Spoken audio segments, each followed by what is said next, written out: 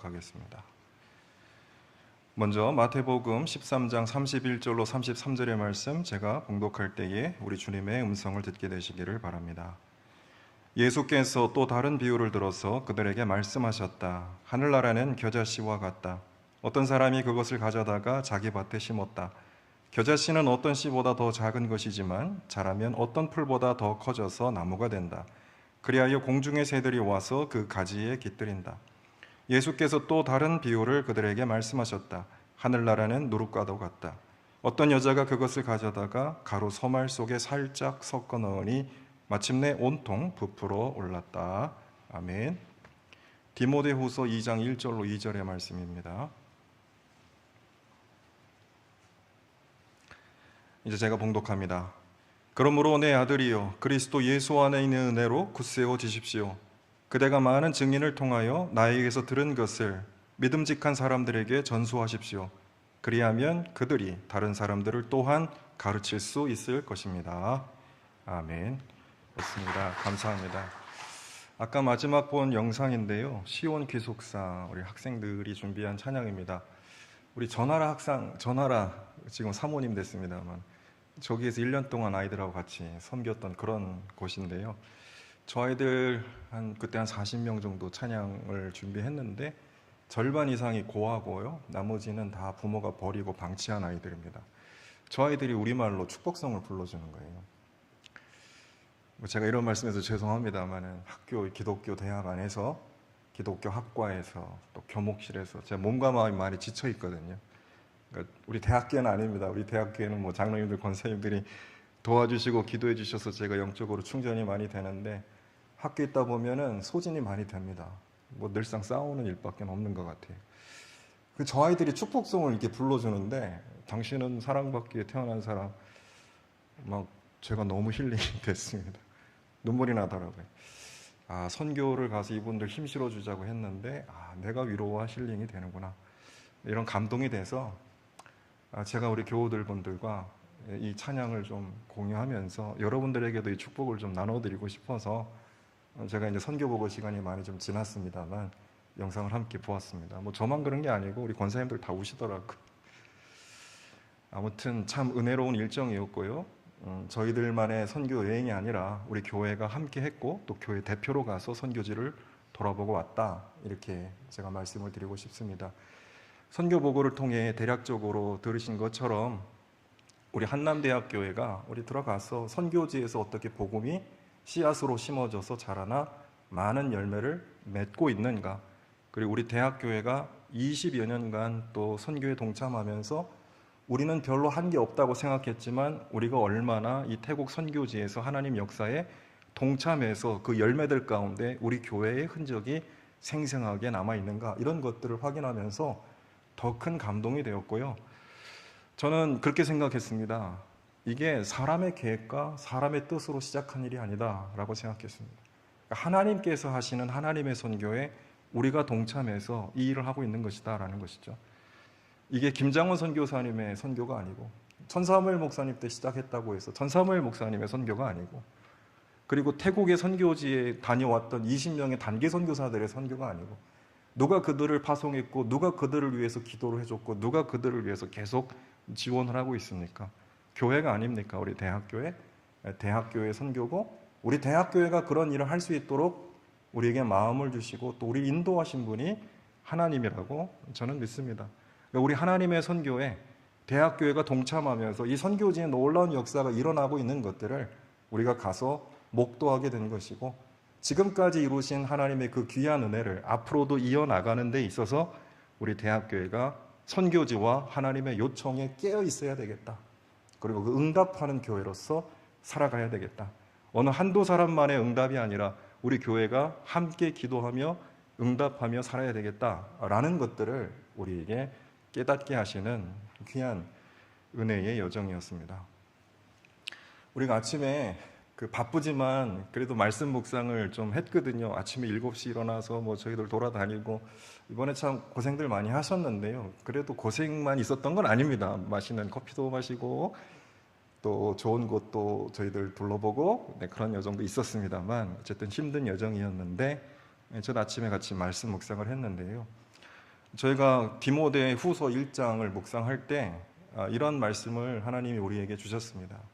하나님이 우리를 불러주신 것은 우리의 행실을 따라 하신 것이 아니요 전적으로 하나님의 계획과 은혜를 따라 하신 것이라는 이 말씀을 우리에게 주었습니다. 우리를 불러주신 것, 또 우리를 보내시고 사용하신 것, 이것은 사람의 계획과 사람의 행실을 따라 하신 것이 아니라 하나님이 창세전부터 영원전부터 갖고 계신 그 계획, 하나님의 은혜 가운데 우리를 불러주셔서 이 일들을 감당하게 하신 것이다 라는 것들을 말씀으로 주시고 우리에게 깨닫게 해주셨습니다.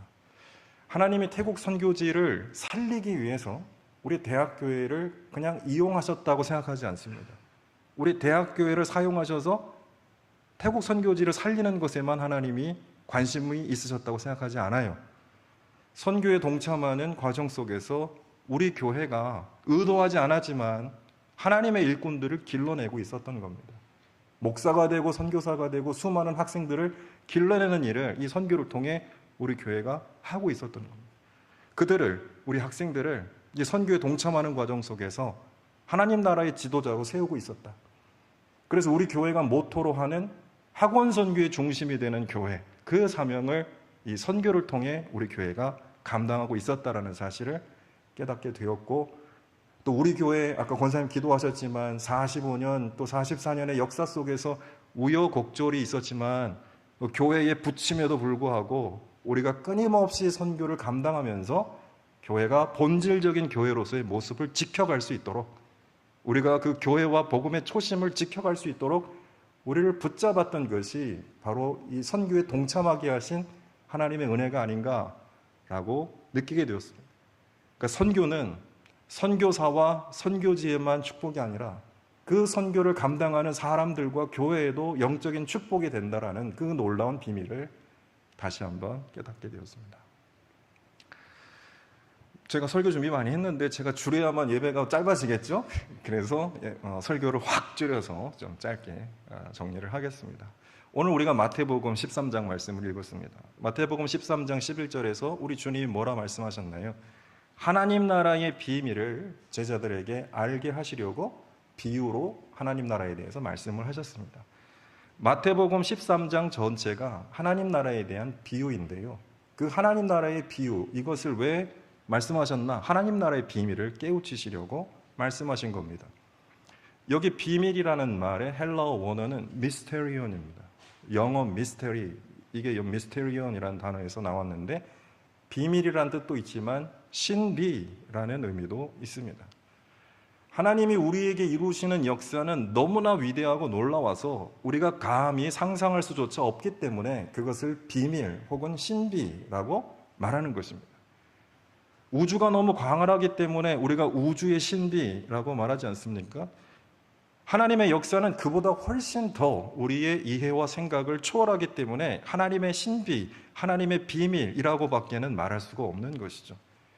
하나님 나라의 비밀은 우리의 생각과 상식과 계획을 뛰어넘는 방식으로 하나님 나라를 우리에게 이루시는 주님의 위대한 역사입니다. 그것이 바로 하나님 나라의 비밀입니다.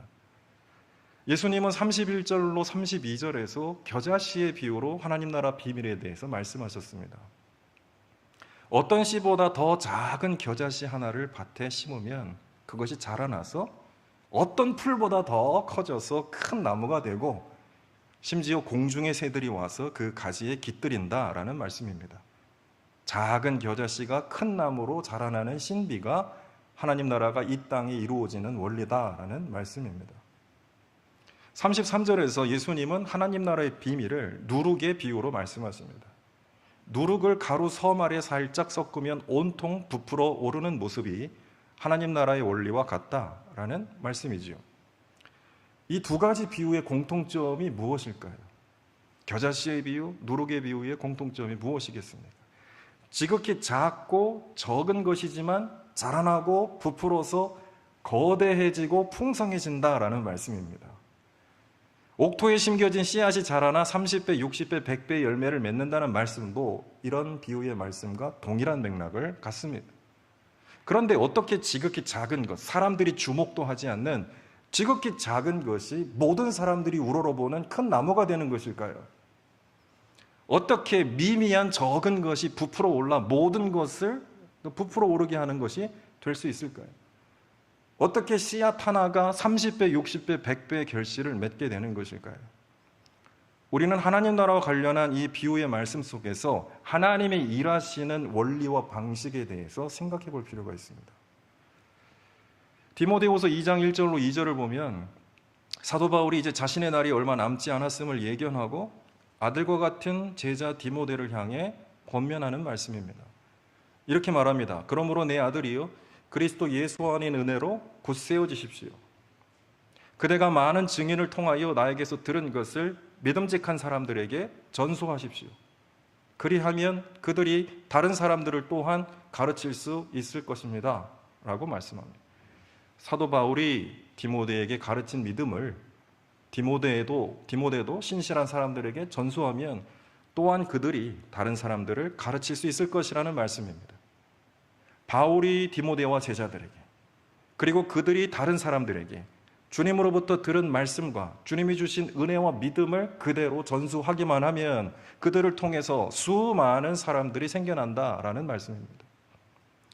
겨자씨 하나가 커다란 나무로 자라나는 역사, 적은 누룩이 가루 전체를 부풀어 오르게 하는 역사는 이렇게 사람을 기르고 세워나가는 바로 그 믿음의 선한 영향력, 이것이 확장되고 확산됨으로써 이루어지는 역사라는 것을 알 수가 있습니다. 그것은 기적이 아니라 하나님 나라의 원리입니다. 겨자씨가 자라나 큰 나무가 되는 건 우리 눈에 보기엔 기적이지요. 적은 누룩이 가루 전체를 부풀게 하는 것은 우리 눈으로 보면 신기한 일이죠. 그러나 하나님께서는 그런 방식으로 일하신다라는 것이죠. 그것이 하나님 나라가 이 땅에 이루어지는 신비라는 말씀입니다. 그 하나님의 일하는 방식, 그 원리는 주님의 신실한 사람을 길러내는 것에 있다라는 말씀입니다. 그런데 바울이 디모데를 세우고 또 디모데가 다른 사람들에게 또 하나님 말씀을 가르치는 것은 그들의 능력 안에서 나오는 것이 아니다라고 성경은 말씀하고 있습니다. 바울은 디모데에게 그리스도 예수 안에 있는 은혜로 굳세어지라 라고 권면합니다. 또한 디모데후서 3장 14절을 보면 그대가 배워서 굳게 믿는 진리 안에 머무십시오 라고 권면합니다. 그 진리는 무엇입니까? 바로 하나님의 말씀, 성경입니다. 바울은 디모데후서 3장 15절로 17절에서 하나님 말씀을 뭐라고 말씀하냐면 하나님 말씀이 구원의 지혜를 주고 하나님의 사람을 유능하게 하고 또한 온갖 선한 일을 감당하게 하는 능력을 준다라고 말씀합니다.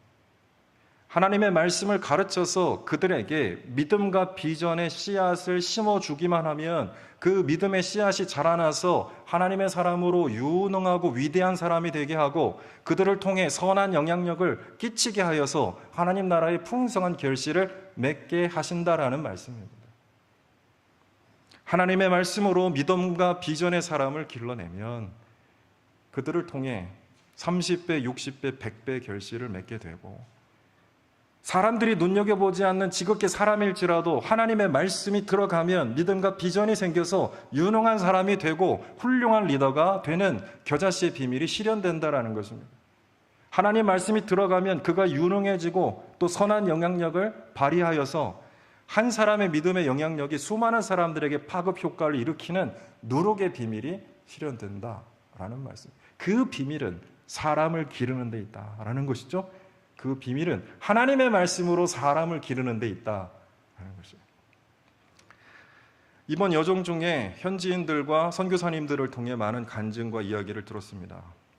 아까도 사진에서 잠깐 보였습니다만 호웨이 길렉이란 마을 방문하였습니다. 무당이 마을 사람들을 귀신에 대한 두려움으로 사로잡고 그들을 영적으로 지배하던 산족 마을이었습니다. 그런데 한 사람의 여성 전도자로 인해서 복음의 씨앗이 그 마을에 심겨졌습니다. 그 후에 엄청난 박해와 핍박이 있었습니다. 사람들이 죽음의 위협을 당하고 쫓겨냄을 당하고 그럼에도 불구하고 이 믿음을 지킨 소수의 사람들을 통해서 그 마을에 교회가 세워지고 심지어 귀신을 숭배하던 무당들까지 이제 교회의 신자가 되고 아까 보셨죠? 그 무당의 머리에 손을 얹고 기도하는 모습. 무당이 변하여 기독교 신자가 되고 온 마을이 예수 믿는 마을로 변화가 되는 그런 놀라운 역사의 현장을 저희들이 지켜보았습니다. 이번에 선교지에서 확인한 사실은 바로 교육 선교의 중요성과 파급력, 영향력입니다. 한남대학교 역시 남장로의 선교사들이 세운 그런 교육 선교의 결실입니다. 선교사들은 아주 작은 대학을 세웠지만 이 대학이 시대 속에 성장하면서 놀라운 역사가 얼마나 많이 일어났습니까? 얼마나 많은 사람들이 이 대학에서 배출되어서 이 나라와 세계 속에 하나님 나라를 이루기 헌신하고 있습니까? 대학교에도 마찬가지입니다. 우리 교회가 하나님의 은혜로 길러낸 학생들이 목회자가 되고 선교사가 되고 교수가 되고 과학자가 되고 기독교 지도자들이 되지 않았습니까? 또한 태국 선교지에 세워진 기독교 교육센터, 기독사관학교를 통해서 시와와 같은 그런 유능한 기독교 지도자가 세워져서 그들이 지금 현재 수많은 학생들을 지도하며 믿음으로 인도하는 영향력 있는 리더가 되지 않았습니까? 사람 하나를 믿음의 사람, 주님의 사람으로 길러내면 그 사람 하나로 끝나는 것이 아니라 그를 통해서 온 가정이, 온 부족이, 나아가 온 나라가 하나님의 나라로 변화되는 역사가 일어나게 되는 것입니다. 그것이 바로 겨자씨의 비유, 누룩의 비유가 말씀하는 하나님 나라의 비밀인 줄로 믿습니다. 오늘 우리 교회가 가정에서, 캠퍼스에서, 그리고 지역사회에서, 그리고 선교 현장에서 하나님의 신실한 사람들을 말씀으로 잘 길러내어서 그들을 통해 하나님 나라를 이 땅에 이루어가는 이 선교적 사명을 잘 감당하는 우리 교회, 저와 여러분 다 될 수 있기를 주의 이름으로 부탁합니다. 기도하겠습니다. 하나님 아버지 감사합니다. 저희 교회를 사랑하셔서 하나님의 선교에 동참하게 하시고 저희들의 부족한 그런 노력에도 불구하고 하나님께서 우리를 통하여 놀라운 역사를 이루게 하신 현장 보게 하시니 감사합니다.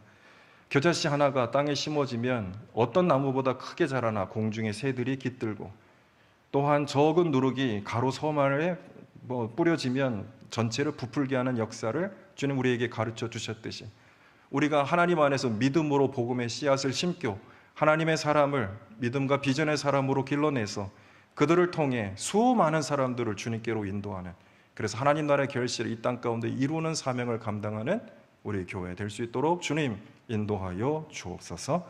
우리 주님 예수 그리스도 이름으로 기도드리옵나이다. 아멘.